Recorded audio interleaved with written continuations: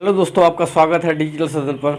आइए हम लोग ट्रिक नंबर 8 को समझने का प्रयास करते हैं। इससे पहले ट्रिक नंबर 7 हो चुका है जो साधारण व्यय से संबंधित है। तो हम आज उसका कुछ प्रश्न करेंगे ट्रिक नंबर 8, और जो सिंपल इंटरेस्ट है टाइप 2 में रहेगा और ट्रिक 8 रहेगा। तो उसको आसानी से बनाने का और समझने का प्रयास करते हैं ट्रिक विधि से। तो आइए देखते हैं। ये ट्रिक हम आपको लिख रहे हैं और आप लोग इसके समझने का प्रयास करिए। ठीक है, ये ट्रिक है T2 बट्टा, इसको T1 आप लिख सकते हैं बराबर, ये बड़ा वाला हम लिख देते हैं ताकि आपको दिखने में आसानी रहे। ठीक है, N2 - 1 बट्टा N1 - 1। ठीक है, ये वाला ट्रिक है। ठीक है, इसी पर आपका जितना भी अभी प्रश्न बताएंगे वो आपको बनेगा। और कुछ प्रश्न हम लिखे हुए हैं इसमें, मेरा हम लिख कर लाए हैं, लिखे हैं, और आपको स्क्रीन पर दिख रहा होगा। चूँकि हमें तो दिख नहीं रहा है तो हम यहाँ से प्रश्न को पढ़ेंगे और पढ़ने के बाद आपको स्क्रीन पर दिख रहा होगा, आप देखिए, और उसके बाद हम लोग बनाने का प्रयास करते हैं। और मतलब कुछ ही सेकंडों में आप इसको इस ट्रिक विधि से बना सकते हैं। अगर बेसिक से बनाइएगा तो इसमें कुछ ज़्यादा समय लगता है, तो इसीलिए हम लोग ट्रिक से ही बनाने का प्रयास करते हैं और समझने का भी प्रयास करते हैं। ठीक है, आइए तो देखते हैं। पहला प्रश्न देखिए, यदि कोई धन साधारण ब्याज की दर से 8 वर्षों में 2 गुना हो जाता है तो वह कितने वर्षों में 3 गुना हो जाएगा। मतलब ये कहता है कि कोई धन साधारण ब्याज के दर से 8 वर्षों में 2 गुना हो जाता है तो 3 गुना होने में कितना समय लगेगा।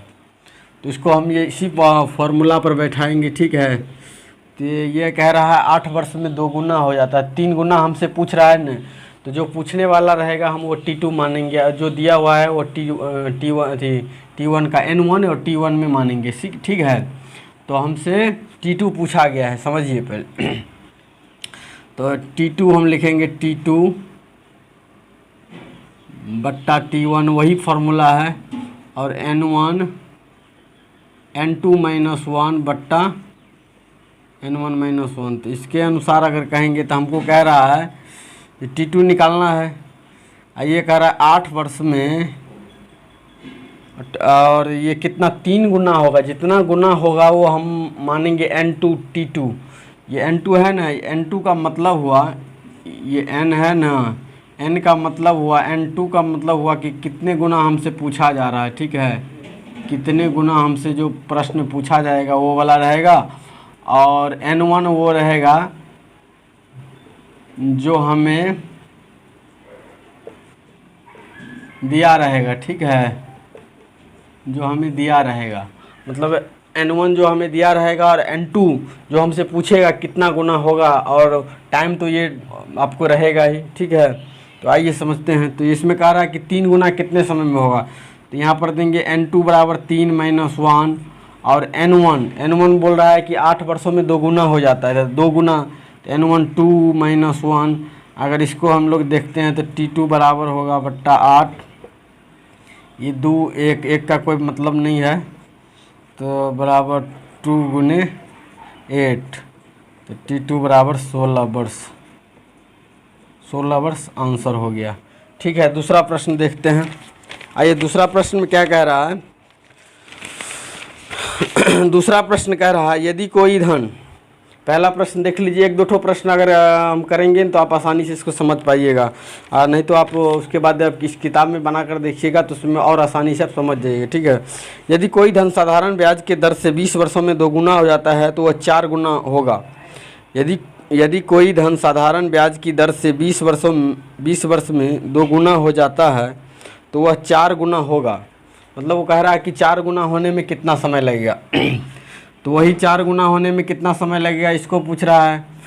तो ये कह रहा है 20 वर्षों में 2 गुना हो जाता है, तो T2 निकालना है। T21 दे 20 वर्षों में बोल रहा है 2 गुना हो जा रहा है, 2 गुना हो जा रहा है। जो कहेगा पहले 20 वर्षों में 2 गुना हो जा रहा है, 2 - 1, ये तो फॉर्मूला ही -1 है। और कितना गुना हमसे पूछ रहा है कि 4 गुना होने में कितना समय लगेगा। तो यहाँ पर देंगे N2 हो गया 4, और -1 तो है ही, तो ये T2 बराबर हम निकालेंगे इसको तो ये होगा 3 और 1 का तो कोई मतलब ही नहीं है, तो T2 बराबर 3 गुने 20, तो T2 बराबर 60 वर्ष, ये आंसर हो गया। ठीक है, ये दूसरा नंबर था। और तीसरा नंबर हम लोग देखते हैं। तीसरा में कह रहा है कि एक धनराशि 16 वर्ष में 2 गुना हो जाती है, तो 3 गुना धनराशि होने में कितने वर्ष लगेंगे। कह रहा है एक धनराशि 16 वर्ष में 2 गुना हो जाता है। मतलब ये जो फॉर्मूला है ना, आप नहीं अगर समझ रहे होंगे तो आप इसको देख लीजिए। T1 ऊपर भी लिख सकते हैं, नीचे भी लिख सकते हैं, जैसे आपको सुविधा हो। लेकिन हम अगर T2 ऊपर इसलिए लिखे हैं कि ताकि हमको निकालने में आसानी रहे, फिर जाएगा नीचे रहेगा उसको ऊपर करने में। नहीं तो आप जैसे आपको याद रह सका, अगर मान लीजिए आपको याद रखने में आसानी ऐसे भी है कि T1 बट्टा T2 बराबर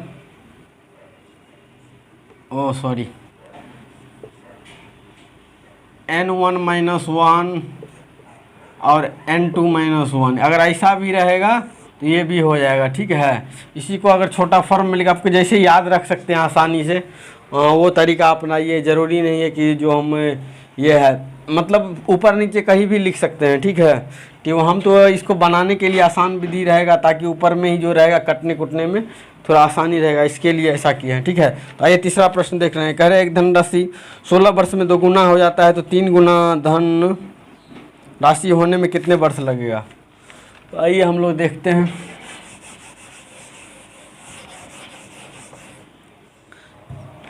ये कह रहा है एक धनराशि 16 वर्ष में 2 गुना हो जाता है। 16 वर्ष में 2 गुना हो जाता है तो वही लिखेंगे T2 बट्टा T1 तो हमको दिया है कि 16 वर्ष में ये कितना बोल रहा है कि 2 गुना हो जाता है, 2 माइनस 1, और इसको कितना गुना चाहिए।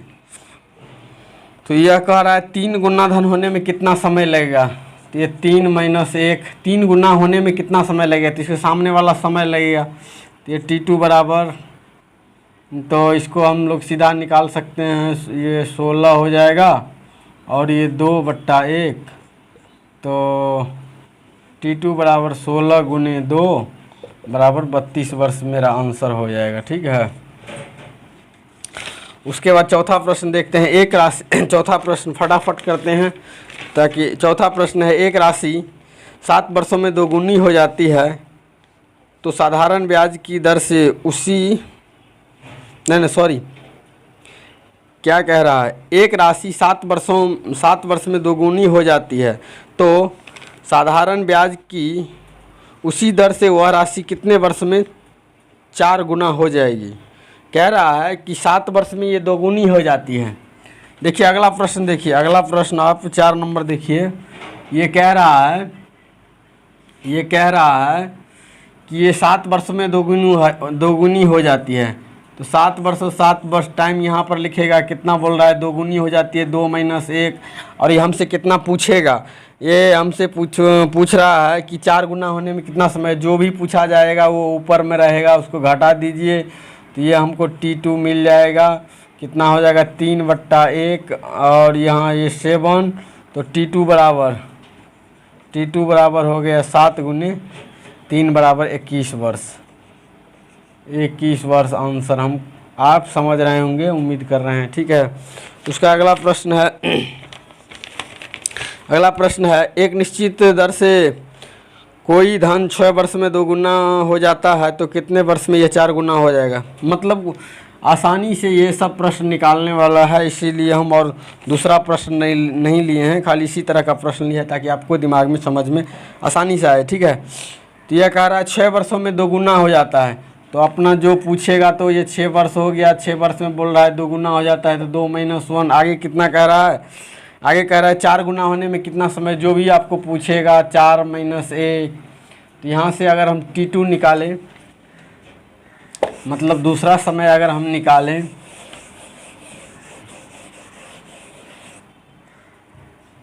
दूसरा समय हम निकालते हैं यहाँ से, तो दूसरा समय हमको क्या निकलेगा, T2 बराबर निकल जाएगा 6 गुने 3, मतलब T2 बराबर 18 वर्ष।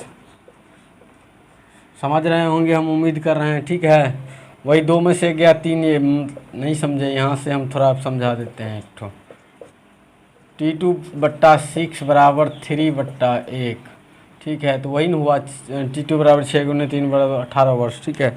उसका अगला प्रश्न देखिए 6 नंबर। 6 नंबर क्या कह रहा है?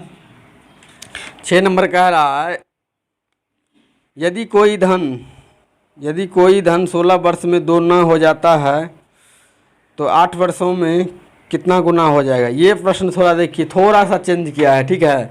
इसमें कह रहा है यदि कोई धन 16 वर्ष में दोगुना हो जाता है तो 8 वर्षों में कितना हो जाएगा। मतलब पहले हमको दिया रहता था कि इतना गुना होता था, इतना, मतलब ये 2-3 ठो दिया रहता था, 1 ठो टाइम निकलना था। इस बार 2 ठो टाइम दे दिया और ये हमसे पूछ रहा है कि इतना गुना में कितना होगा।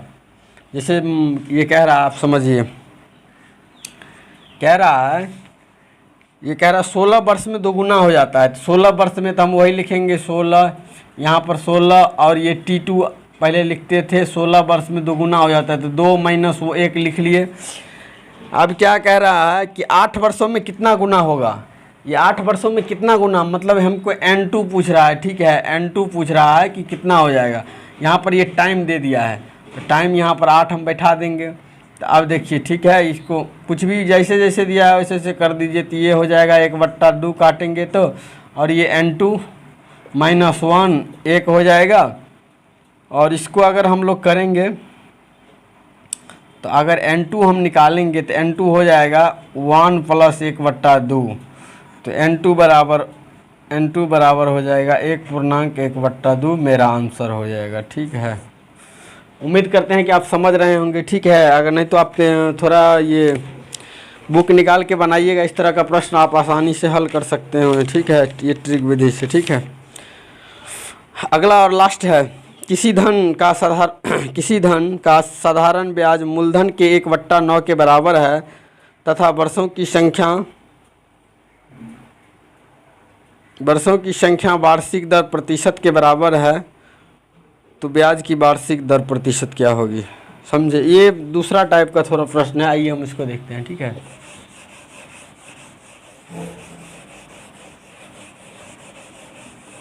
ये मिटा देते हैं।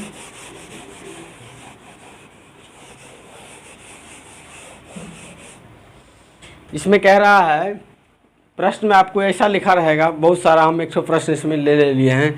प्रश्न में ऐसा लिखा रहेगा कि कोई साधारण ब्याज मूलधन का मान लीजिए x/y के रूप में कहेगा इतना है, और उसका दर और समय दोनों बराबर है। तो इसका दर मतलब संख्यात्मक है या बराबर है, वही कहिए, सेम कहिए। इसे पूछ देगा दर कितना है, समय कितना है, जो प्रश्न आप स्क्रीन पर देख रहे हैं, ठीक है। वही प्रश्न हम मेरे हाथ में है और हम एक बार और पढ़ते हैं। आप लोग भी पढ़ के और समझने का प्रयास करिए, हम बनाते हैं। इसका ट्रिक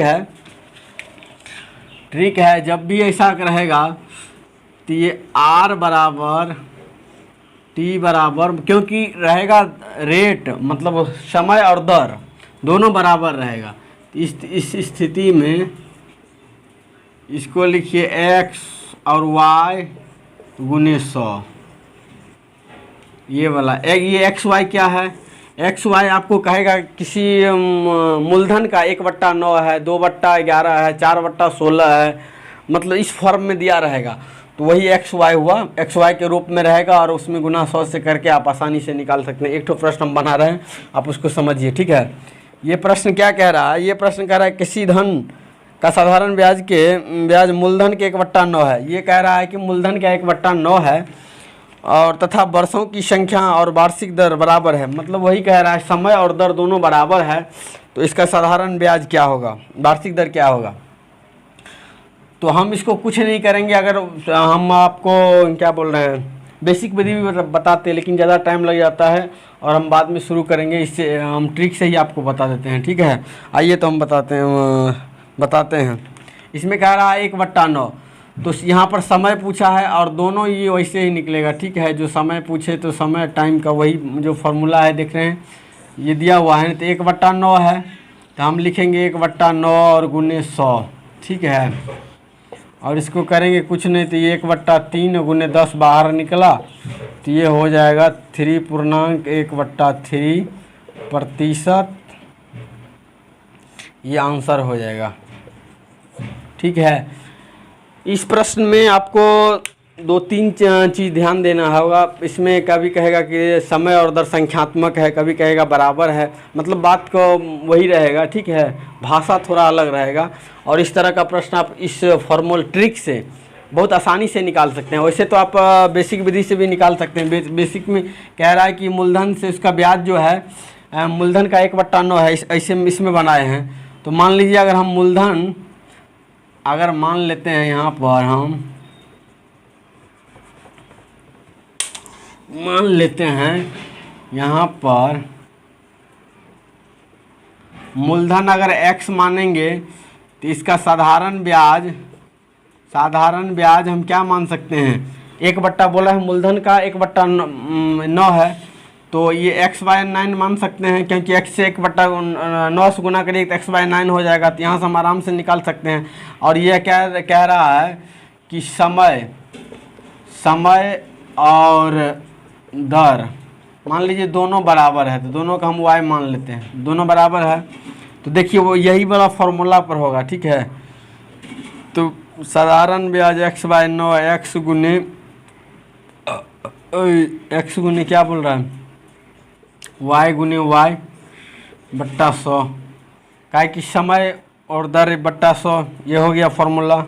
तो चाहिए आइए हम इससे देखते हैं, x से x कटिंग कर दे और y² बराबर हो जाएगा 100/9 और y बराबर ये आ जाएगा √अंडर 100/9, तो y बराबर होगा 10/3, तो y बराबर 3.1/3%। कहिए और जो समय कहिए दोनों वही निकलेगा। ठीक है, परसेंट में रहेगा तो इसे यही दर निकल गया और इतना ही वर्ष निकल गया। तो उम्मीद करते हैं कि आपको अच्छा लगा होगा। ठीक है, धन्यवाद।